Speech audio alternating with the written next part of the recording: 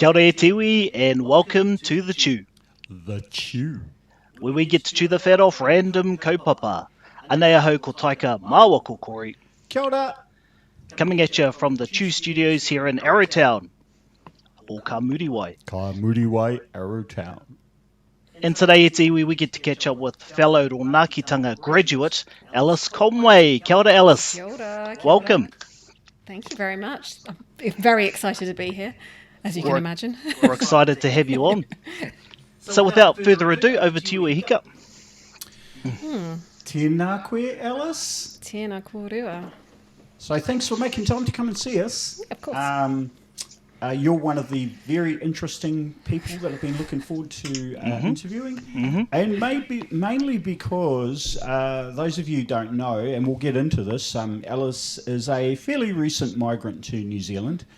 But on top of that, she has gone through a journey of learning te reo Māori. And she has learned up to level 5 and completed level 5, the equivalent of Rōnakitanga. With Te Wānanga Aotearoa. So I'm really excited to have a bit of a chat to Alice today. Before we get into all that, let's just start off by, I'll let you introduce yourself, however you feel like introducing yourself.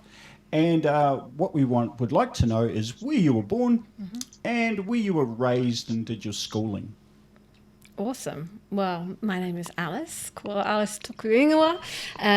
I was born, this already gets complicated. I was born in Kuwait in the Middle East. Okay, yeah. It's pretty complicated. Yeah. Not really. It's just my dad was working out there, so was my mum, obviously, and yep. So that's where I was born. My brother was born in Dubai a couple of years earlier than that, so they moved around a little bit. But I grew up, moved back to the UK, or moved to the UK, should I say, when I was a toddler. So I don't remember Kuwait or anything like that, but that's what it says on my passport. So wow. And you've never been back since? No, never been back since. No. We've been to Dubai because Dad worked out there again afterwards.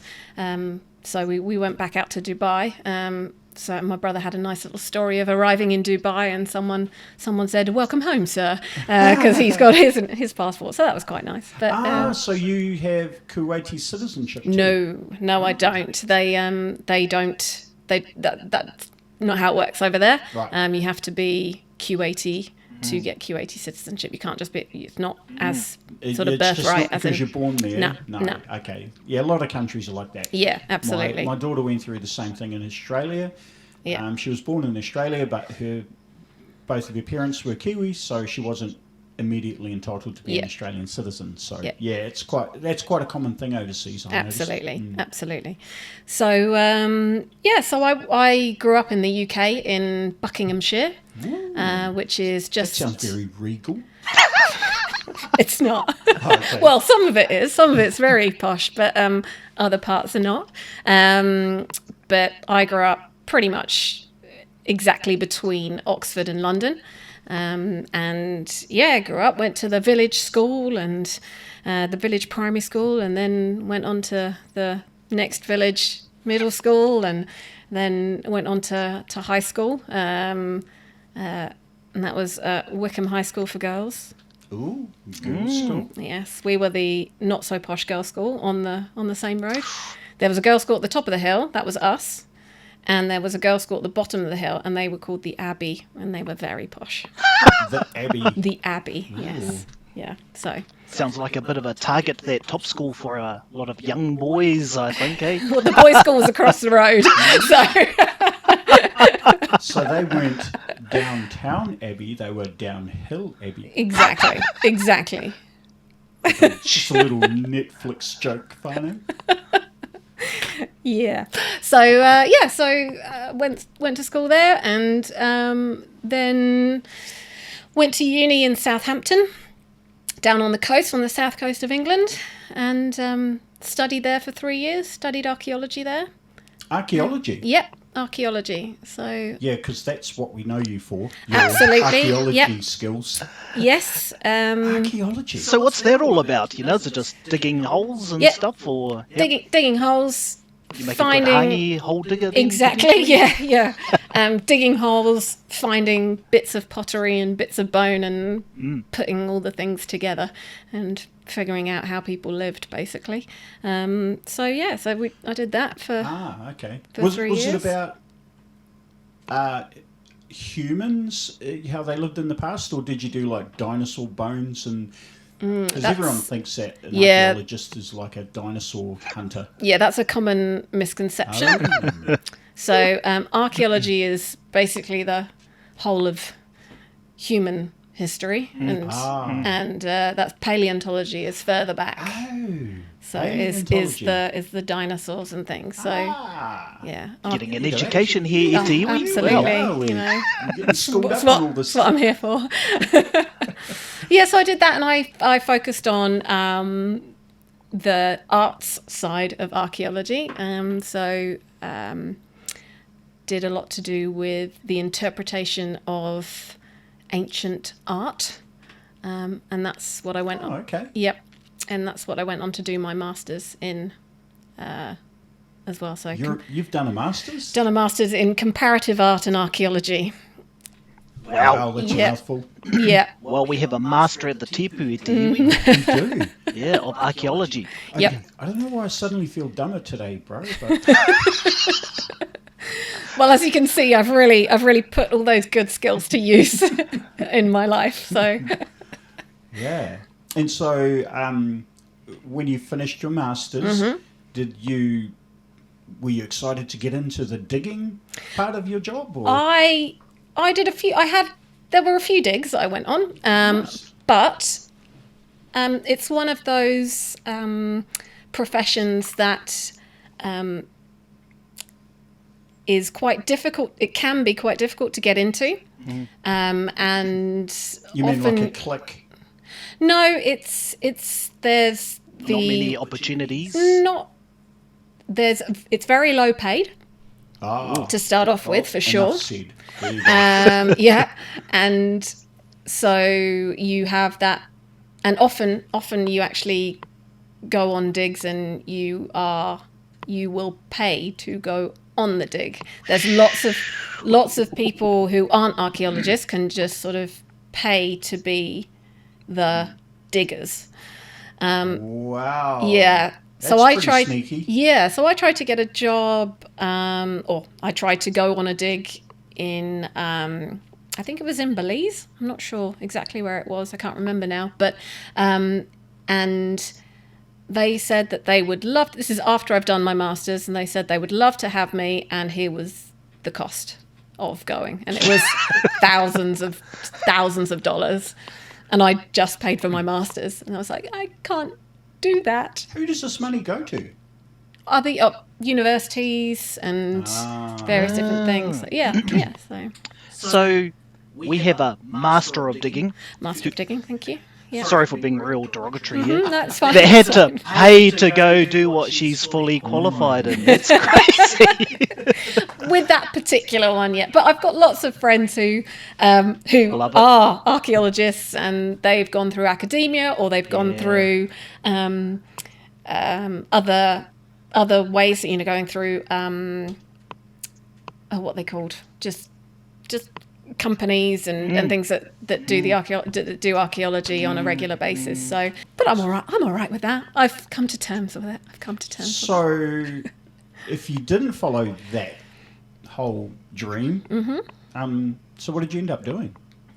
I started working at a university, working as a schools liaison officer.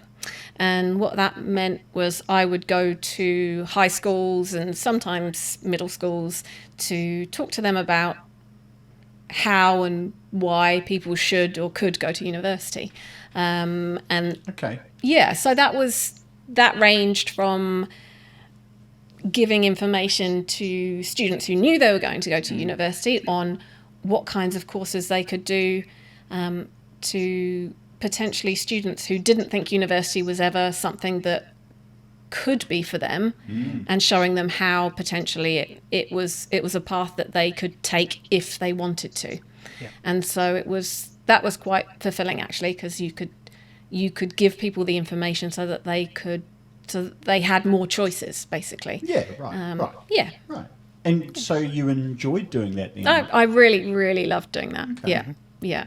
It was really, really good fun. Yeah. Lots of travelling around the country and chatting to new people. And yeah, it was really good. Yeah. Okay. So you had a natural ability to kind of, I guess, talk to strangers and engage with them. And, I wouldn't say natural. I remember the first time I ever did a presentation, I stood up on stage and I said, I've only been at this university for a little while, but I can really tell that it's really good. And that is what I came out with. And I was just like, oh no. Just swallow me up, swallow me up. We've all been there. Yeah. So, yeah. You have to work on these things. Well, okay. Well, given your role as something of a community engagement person in the Queenstown region, and you do such a fantastic job of that, thank you. I can see that, you've obviously cut your teeth along the way doing this type of work previously. Yeah, absolutely. Absolutely. There's been a lot of disasters. So, yeah. That's what makes you, though. Absolutely. Yeah. Yeah. You've got to do these things and get thrown into these situations. Right. Mm-hmm. And so did you just carry on being this, I don't know, what do you call it? This motivational speaker of sorts? I did for a little while, but the contract I was on was actually a maternity contract. And so that ended up finishing up, and I wasn't sure what I was going to do, and decided that I would get my my TEFL, my teaching qualification for teaching English to adults. And so I did that in London, and then bought a ticket to Rome to go there and learn a bit of Italian and cool. and teach out there. So just to back up a little bit, your heritage, do you have Italian in your heritage? Yes, yeah. Right. So my mum was Italian. She was born in Italy, and she and her parents, obviously, my grandparents, moved to France when she was a baby, or when she was a toddler. So although she was Italian and she grew up speaking Italian, obviously she was schooled in France, and so that was the language that she spoke. She spoke to us in French, so we grew up speaking French and English in the house. Right. Okay, so coming back, so that's one of the, I guess it's one of the reasons why you ended up in Italy. Yeah, absolutely. I thought let's go to Rome. Loads of opportunities in Rome. There was an Italian school in Rome, so I went to learn Italian first of all, and I just booked myself into a 3 or 4 week intensive course. You go every day, and you're obviously living in Italy, living in that culture for a month, and yeah, that was pretty incredible. That was really good time. Met some really cool people. Nice. Just doing the whole overseas schooling thing. It was great. Nice. Well, yeah. Well, and so, how long did you stay there for? I stayed in Rome altogether. I ended up staying in Rome for about. Oh, it wasn't actually long. I ended up staying. It was January to the very end of August. Yeah, it was the very end of August that I left And Rome. so you were teaching, did you say adults? Yeah, I was teaching adults at that stage. Yeah. And did you come across any cultural issues, or were you already familiar with the Italian culture? In Rome, it was. How do I put this nicely? No, it was really. There's a lot of passion there. There's a lot of passion in the Italians. Was. I'm trying to translate that in what you're actually trying to say. Yeah. There's a lot of shouting, basically. A lot of shouting. And the other thing too, lots of, public displays of affection everywhere on the street. And but lots of shouting. So there'd be people, there's people outside my window and they're shouting and they're screaming, and I think there's something going on, and I look out and it's two people just having a normal conversation, but they're just shouting at each other, really going for it. And, the hands are flinging everywhere. And it was right. Really interesting Māoris place to be. Too, eh? Yeah, it's usually late in the evening when the shouting occurs. Nice. No, it was it was a really, really awesome place to be. I mean, it was that sort of time in my life where I was my office where I was based was right by the Vatican. And so I would just walk, and I'd have my lunch in St. Peter's Square. Wow. And just I'd just sort of sit there and eat my lunch, and then off I'd toodle. And it was a pretty incredible time, actually. And so why did you finish up? Well, very unfortunately, I found out at the end of one of my lessons, actually. It was about 9 o'clock at night, because you'd finish up really late. Got a call from my dad, and he told me that my mum had a brain tumour. She'd just been diagnosed with a brain tumour. Oh, no. Yeah. So I went home. Straight home that day. Well, I went home to my flatmate and said, "That's it, I'm going. I'm going home." And he booked my flights, and he cooked me dinner, but booked my flights. He pushed me into the bath. He said, "Go and have a shower." Pushed me into the bathroom, and just got home the next day, basically. And that was that was it. I was back home. Yeah. So. Okay, I'm sorry to hear about that. Yeah. So, is your mum all right? No. Well, she is now. Yeah, she's fine now. Okay. No, she passed away pretty much a year later. So it was a year. But yeah, we were all together. Like the whole family came back. My brother was living. I think my brother was actually living back home at that stage, but my parents were actually living out in the Middle East. They'd gone out again to the Middle East, and so my very fortuitously, my mum was enjoying an early retirement, which was good. I'm really glad that she had that time, Absolutely. And, chilling out by the pool with her G&Ts, I hope. And, so she was, they came home, and so we were all back in our family home for a year, which was pretty intense given the situation. Yeah. So, but really, a really important and strangely special and funny time. It's you've got all of these emotions going on, and but you've also got this just moment of being together with your family. And because it was a brain tumor, Mum would she'd start forgetting words, and and so she was, there was a very short period of time where she decided that everything was a duck. She was pointing, like things were always, she'd be like, "Pass me the duck for a cup of coffee" or something. And so she was doing things like that and changing her words around. And she she said something like, "Oh, can you pass me the vase or something that was on the mantelpiece?" And I was like, "Do you mean vase, Mum?" And she was like, "Yep, I mean vase." And I was like, "Do you mean vase?" And she was looking, and she was going, "Yep, I think I mean vase." And so I repeated, I was like, "Are you sure?" And my brother looked at me, and he was like, "I think she means vase, Alice." And I'm looking at the book next to the vase. And I was like, "Oh, I'm so sorry." I then ended up confusing my mum even more, because she thought she had then got the word wrong, and it was me who'd got it wrong. And so it's just, silly things like that happen. I know that feeling. I totally know exactly what you went through. I went through something similar when my mum had a stroke, and I went back to New Zealand, and I spent a year with her, just helping her out, just hanging out with her. It was such an awesome time. It was probably because I just stopped working as well. I just took a year off, and Nice. we just like travelled around and went and visited people, and would go on road trips together. So, you know, I had probably the best time with my mum, and she passed not long after that too. So, yeah. Yeah.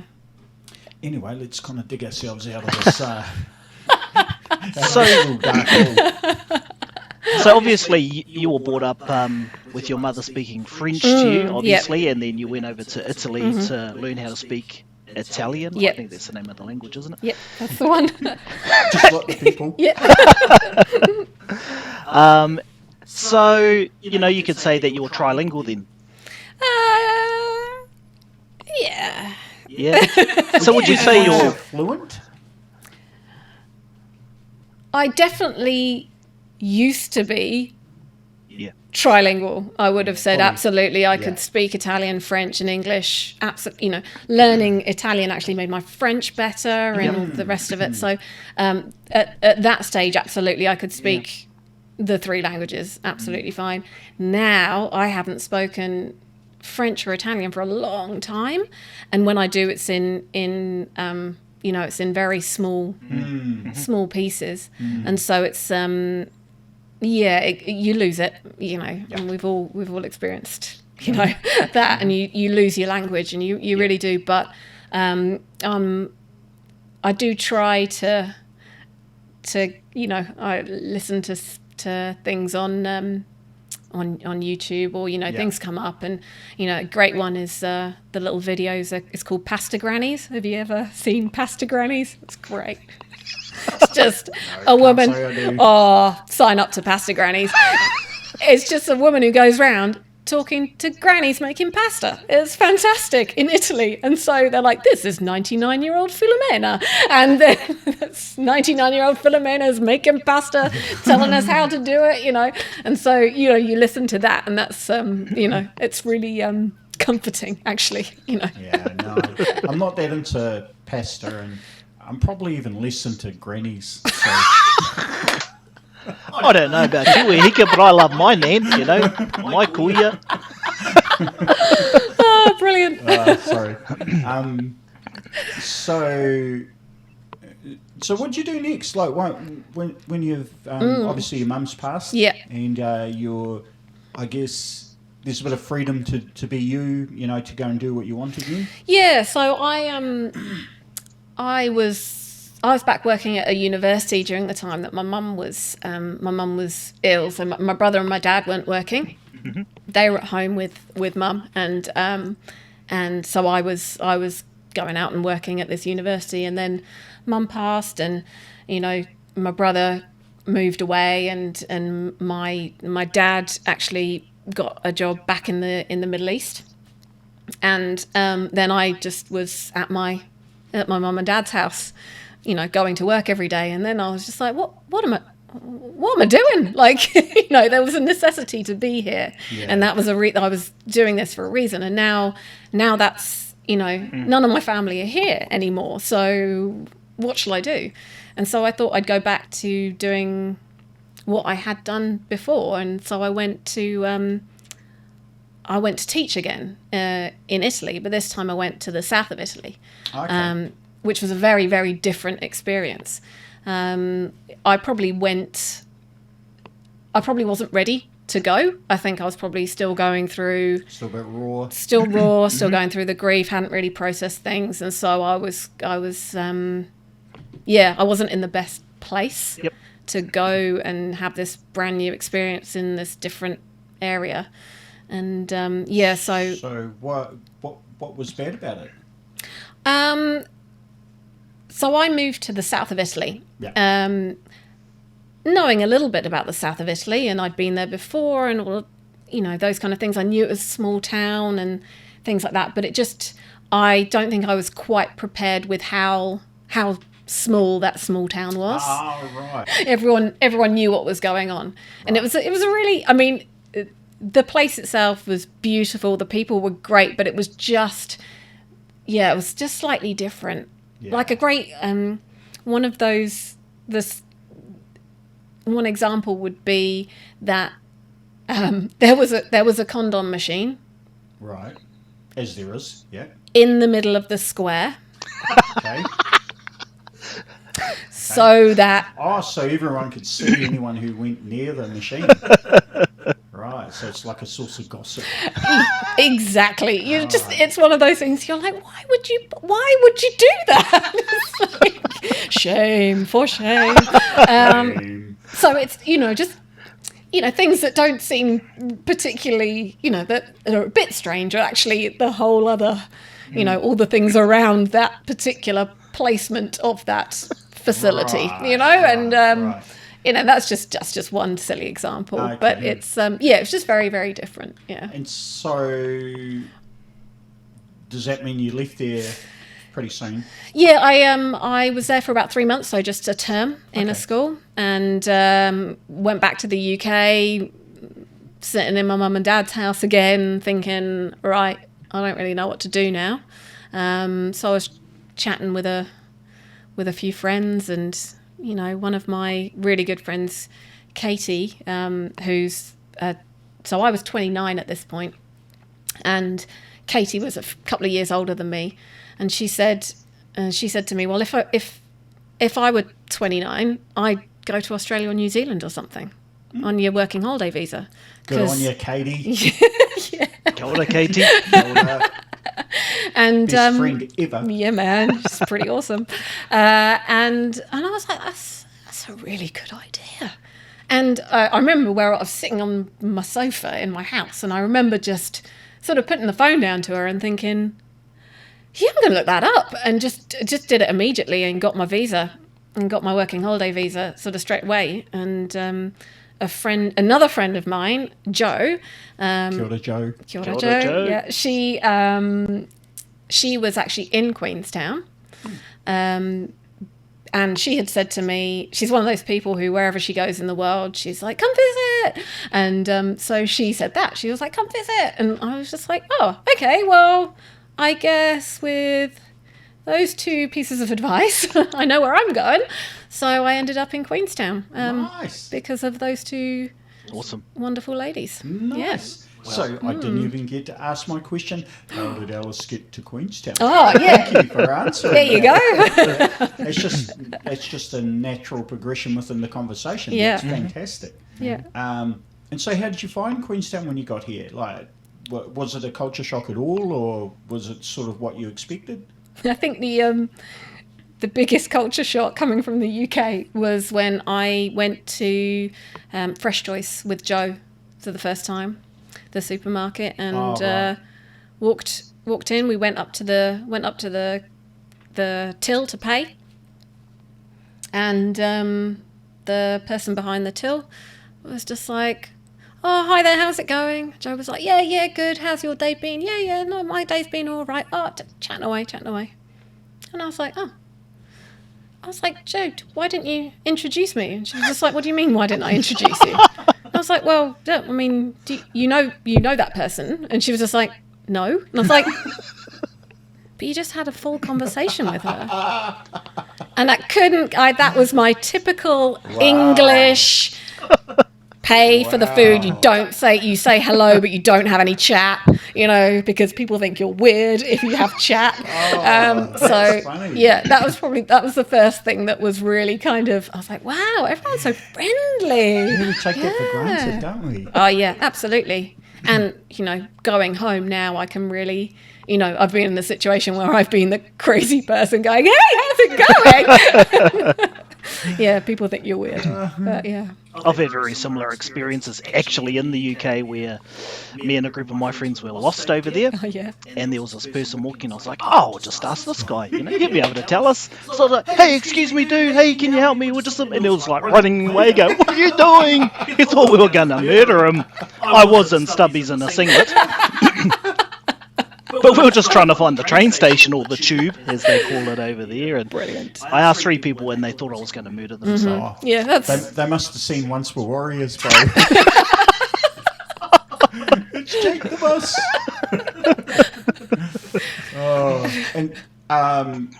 So I'm going to skip along a little bit. Yep. And ask a very personal question, but so you can answer it however in whatever way you like. What what we'd like to know is how Alice met Seamus. Yes.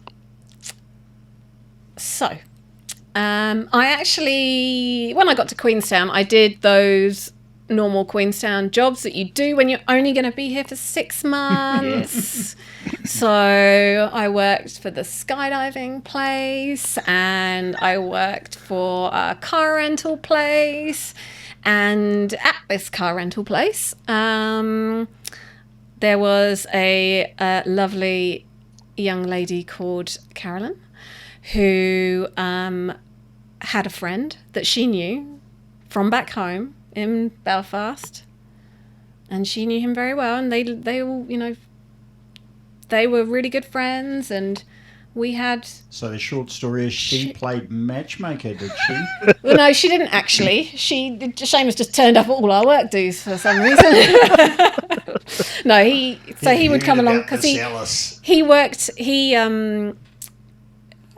lived with other guys who also worked for this car rental place, and so it was just one of those things when everybody got together, Seamus would come along as well, and and so I fancied him.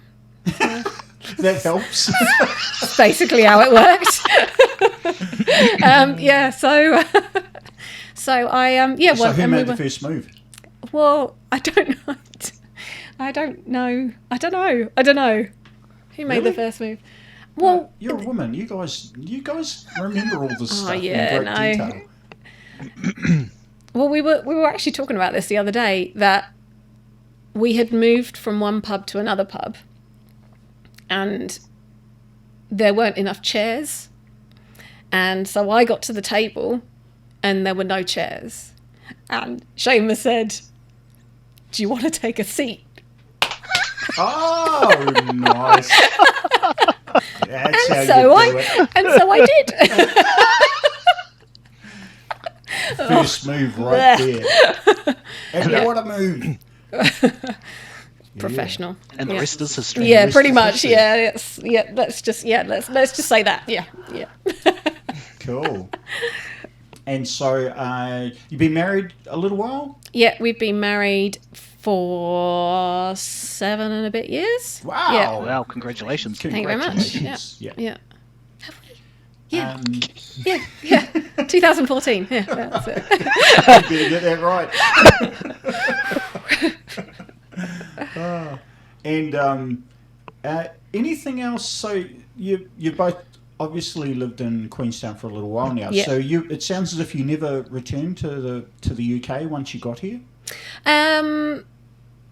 Except for like a holiday or something. Well, we've gone back on holidays, but we did go back for a chunk of time. It was about 7 months, I think, that we actually went back. It was in 2016, and we went back and we did various different things. We were house sitting, so we were spending time with family, but also we were house sitting in Italy and house sitting in Spain. And awesome. Yeah, Nice. that was That's awesome. a good way to. Oh, it's great. It's a really good way to get around and sort of keep your costs down as well. Yeah, it was great, and we spent a couple of weeks up in the mountains in the north of Italy, and it was great. And some guy knocked on the door, because his dog had escaped, and his dog had escaped with the dog that we were looking after. Yeah, because they went off. eloped. Yeah, they went off on adventures together, and this was a regular occurrence that this happened. And so this guy turns up on the doorstep with a shotgun and just starts speaking Italian to Seamus, and so Seamus is just like, "Alice!" pushing me out in front, just "Go talk to the hunty man." Yeah, so again, interesting experiences. We the car that we were driving that was taped together with duct tape.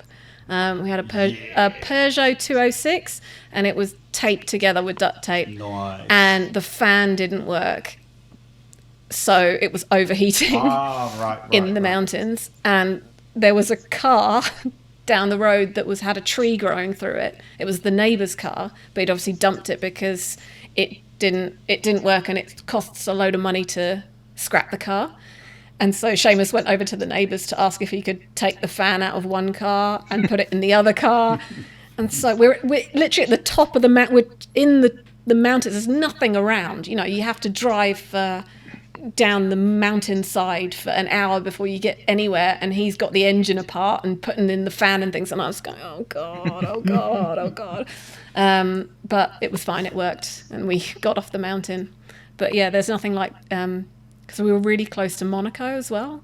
Oh, wow. And we drove through, and so we were driving past, you know, in Monaco, and there's all these Lamborghinis and Ferraris, and of course, and then us in our Peugeot 206 With that with tape. taped up. Yeah, it's great. That was an awesome time. Yeah. But again, yeah. Give it to the valet. Yeah, yeah, exactly.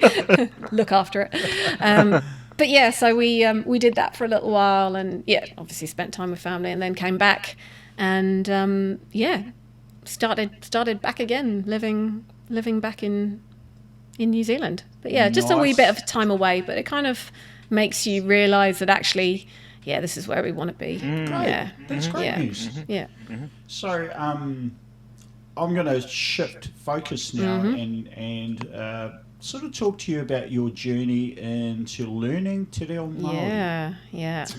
So what started your journey? Like what made you go, I need to go and learn Te Reo Māori? Well, I started working at the council Yes. in 2017, in October 2017. And there was this guy who kept emailing all staff. There's Te Reo classes starting, Te Reo classes starting. And, you know, and I thought, God damn it, Corey! So I ended up signing up for the level 1 and 2 beginners Te Reo course, because Corey, this guy I didn't know, kept emailing me saying that there were spaces available. And because I like languages, I love languages, I thought, yeah, absolutely. Oh, I've been here long enough. I should be able to, you know, say hello. And so yeah, I started doing the level 1 and 2 course Yes. with SIT, and yeah, that's how it all began, Corey. Kia ora. Thank you. Kia ora. Tēnā koe. Yes.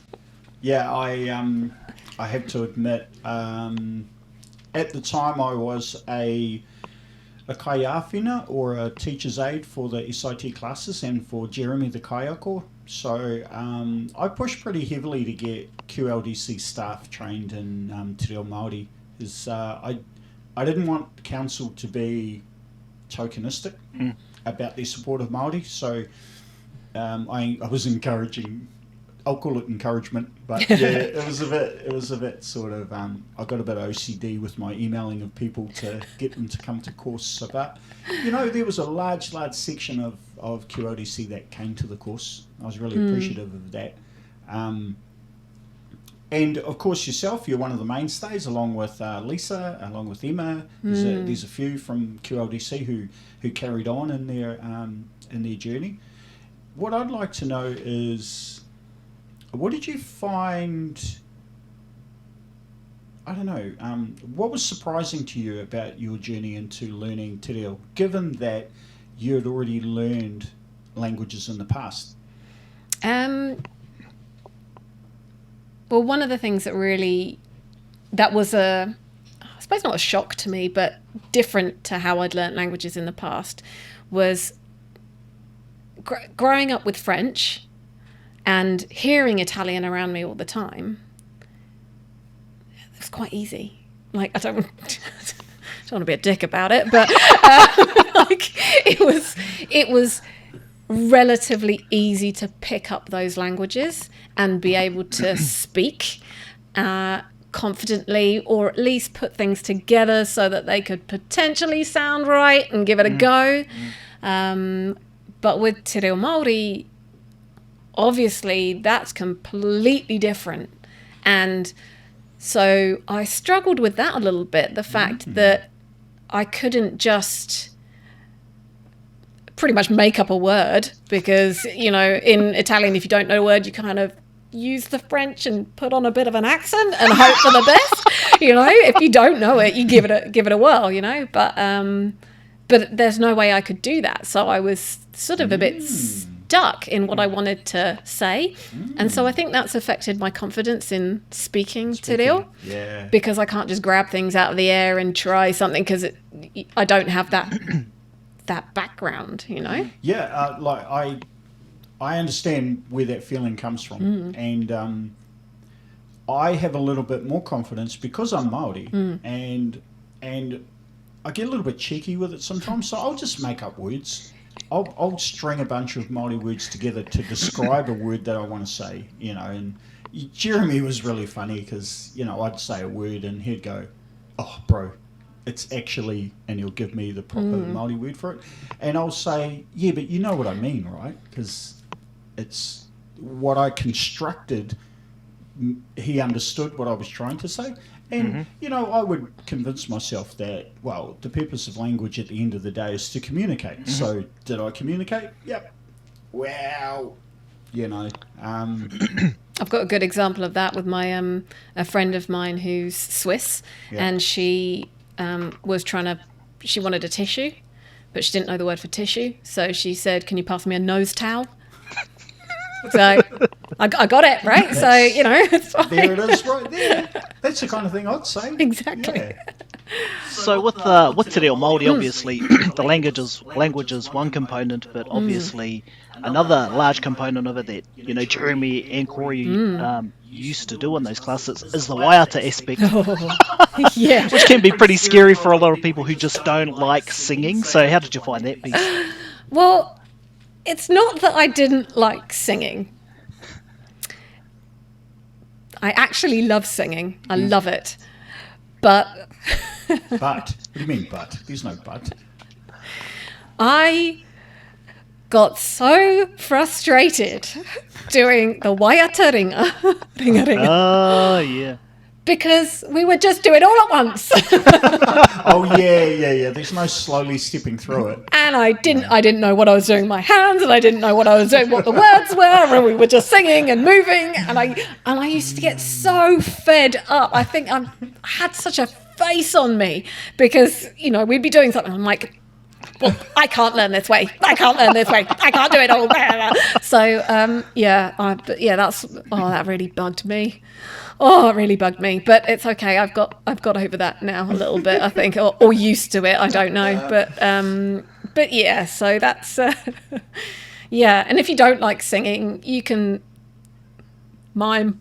Yes, you can. Nailed it. Yes, you can. Stand at the back. Yes, you can. Yeah. Yep, stand in the back row as long as you're not in the front row. That's fine. Absolutely. So yeah, I do really enjoy. I love the singing aspect of it, but yeah, again, it's the getting up there and showing everyone. Yeah. And so once you finished your first year, and that's level 1 and level 2, was it hard to make the decision to carry on? No, not at all. It was very easy to decide to carry on, and there was all sorts of reasons for that. First of all, it was the group themselves, the people that we got to know, and it's really close group. Yeah, absolutely. And you don't want to stop seeing those people on a regular basis, and having that thing in common that you can all talk about, and you're learning together, and you're going around to each other's houses to do your assignments, and it's all of that. So there was that aspect of it, and also just wanting to learn more. Level 1 and 2, you get to know how to say a few things, but you can't express yourself fully. No. And you want to. That's all you want to do, is want to learn more, and you want to understand more, and actually, how do we do this, or what does this look like, and you get the little taste in level 1 and 2, and you just want to take it further and further. So level 3 and 4 was a really easy choice. To Easy go choice. into. Yeah, absolutely. Now, I think I know the answer to this, but I'm going to ask it anyway because it's a common thing that comes up with people who learn Te Reo Māori. By the end of your second year, and bear in mind you've done 2 full years of learning Te Reo Māori, how confident were you in speaking and using it? And be honest. Yeah, no, not very. It's probably the honest answer. I'd probably say that I'm not that confident in using it now, to be honest. But yeah, again, you know how to say a few things, and you use those up pretty quickly, and then you realise that you want to say more complex things, and how do I do that? And yeah, so it's the confidence. After every noho marae, I was full of it. Yeah, could chat away like anything. Loved that. But then as soon as you're away from it for a little while, then you forget how to say things, forget how someone said this thing that you knew or you learnt and you thought was really cool, and now you can't remember it. And so you try and look it up and you don't know how to spell it. And it's a tough one. And so you did year 1, you completed year 1, you completed year 2. Yep. So year 3, we were always told that our year 3, our level 5 or ronakitanga, we were always told that was going to be a big step up. Did you feel the pressure to go into that year 3, or again, did you just think, no, I'm ready, I'm going for it? I think there was a little bit of pressure to, as in, I wasn't sure whether it was going to be, whether it was going to be too hard. Am I going to be able to commit to the time and the assignments, because the assignments are actual assignments now, not exercises. So tell us what the assignments were, or the aramatawai. Can you remember the an example? aramatawai? We did ngā haerenga o ngā waka. We did that, didn't we? Yep. Te heringa o ngā waka. Yep. What else did we do? I can't Marae. remember. Oh, aye. And so what did you Marae. have to do in these? Did you have to do ABC examples? We had to present our research. You had to do research? Yep, we had to do research. Luckily, we had someone in our group who did all the research for us. Thanks, Corey.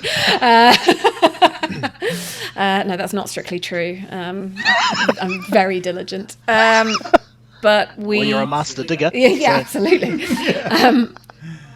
So we had to present. We had to present our research in Te Reo Māori to the whole class. Wow. Again, that's a very different way than I've ever learnt languages before. I've never had to present my assignments.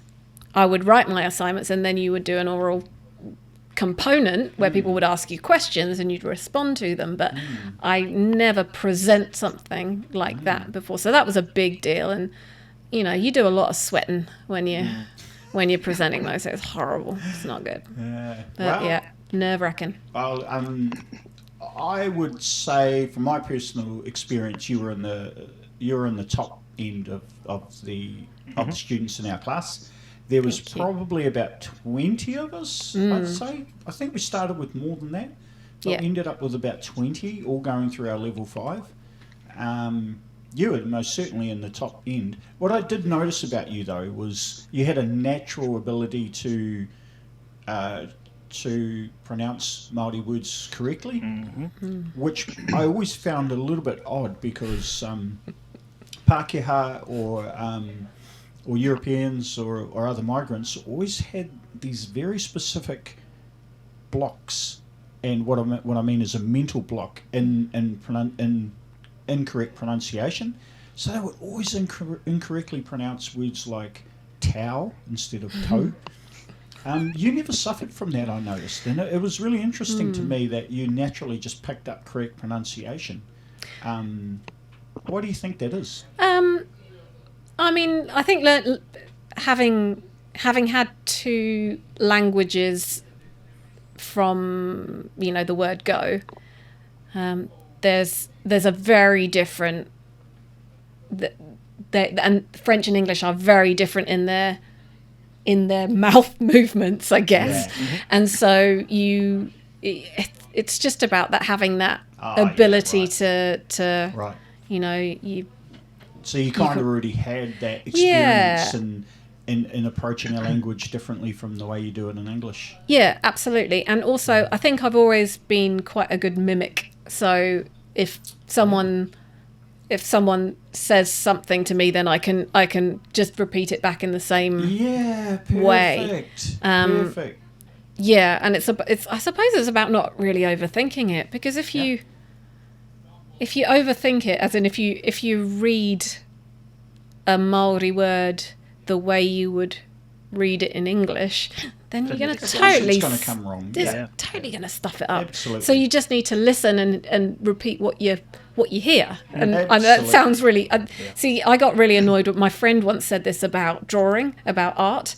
He said, you just look at the thing and then draw the thing that you're looking at on the piece of paper. And I just used to get really angry at him about that. It's easier said than done. Yeah, exactly. But I suppose that's exactly what I'm saying about this. You hear it and you say the thing that you hear. But yeah. So this year we're looking at doing level 6. Yeah. All of us. Me, Taika, Alice, and about another 12 or 13 of us have all enrolled. And so level 6, Opikitanga, we're getting right up there now. We're only one more year away from the degree level with Te Wānanga or Aotearoa. So are you nervous about that? Yeah. Yeah, I am.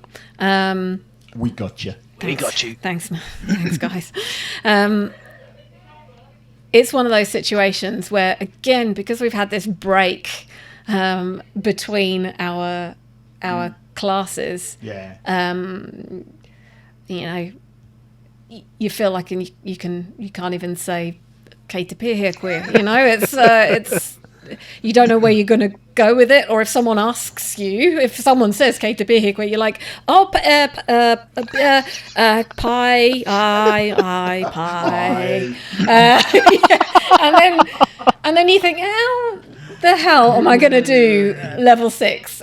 But it's just, you got to just get stuck in again and start chatting to you guys in Te Reo again. And we'll go through our mihi exercise. We practice our mihi and it can practice all our language patterns. So if I ask you like kei here te pene, I don't want to hear you say I.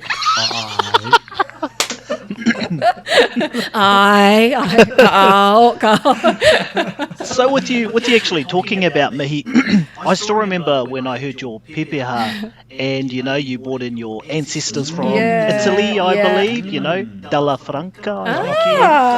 Yeah. Bye. Well remembered. And I was blown away. Actually, I was like, wow, that's really awesome to hear.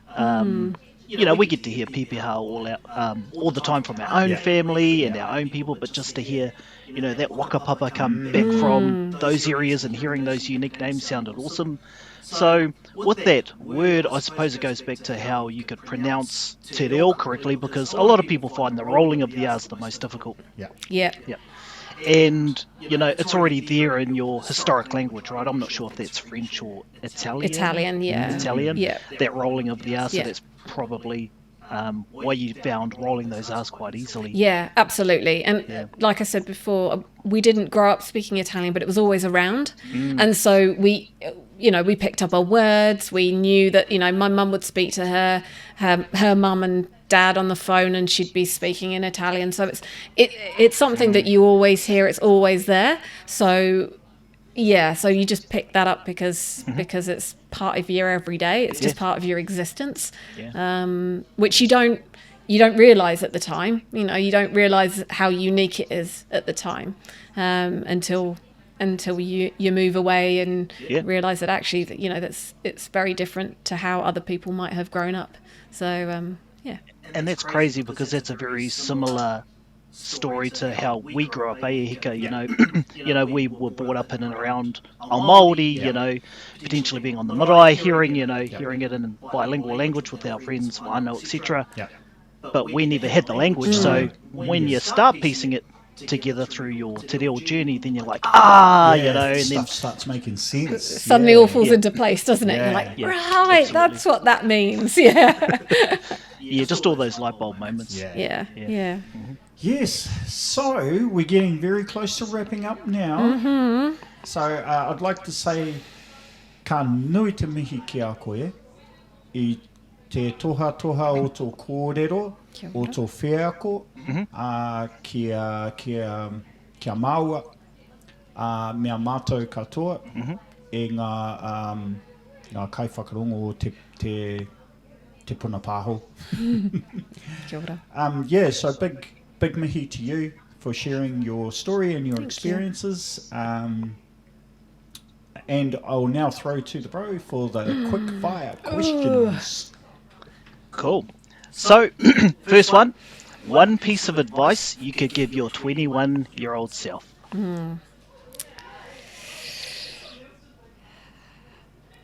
Probably, you know, just don't worry about what other people are thinking. Just Nice. Great piece of advice. Just do it. You. Just do it, and don't worry. Don't not do something because you think someone might think you Yep. shouldn't be doing it or look stupid. Just do it. Just do it. Awesome. Yeah. Awesome piece of advice. Can't Next- fire. Next one, what was your favourite age? 27. 27 specifically. Yeah, 27. Any reasons you'd like to share or not really? I was living in Rome. I was eating pizza and ice cream all day. I was tanned. I was going to the beach. Oh, it was great. Yeah, it was just an awesome time. Yeah. Roaming around in Rome. Yeah. One quote, mantra, wakatoki, or saying that you try and live by.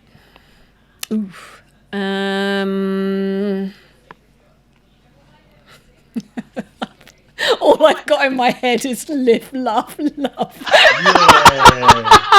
Not that one. Not that one.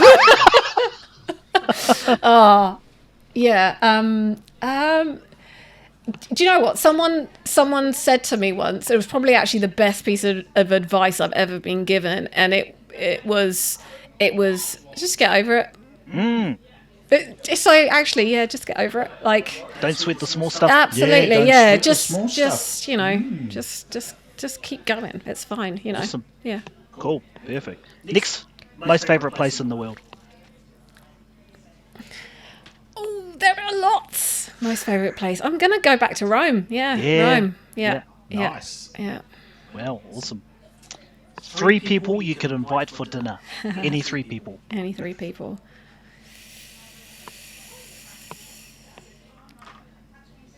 Ooh, Maya Angelou. Oh, that's pretty heavy. Yeah, she's Who is she? She's a poet Yeah. and writer. Yeah, Okay. yeah, Lots of famous quotes. absolutely. She'd be quite an interesting person to chat to. Good choice. So Maya Angelou. Someone popped into my head there. Yeah, my great grandfather who went over to Ellis Island when he was like in the 20s and then came back to Italy. That'd be a cool story, eh? Wow. Wai Like tōna ingoa. Tommaso. Tommaso. Awesome. Yeah. Oh boy. That might be for episode 2. We can go into that one. And third person? Ooh.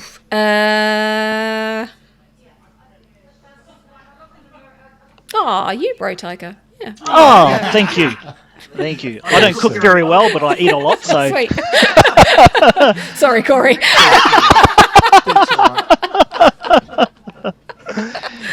Anytime you Nice, can do it in nice. there. Episode 2. But hey, it's been a hoot having you on the chew, you know, ka nui te mihi ki a koe te tuahine. You know, I've learnt a ton, even being able to come to your dinner. Any 3 people in the world, and she chose me. But other than that, thanks for being on the show today. And for everyone watching out there, subscribe, hit a like, and tune in next time on the Tū Mā Te Wā. Mā te wā.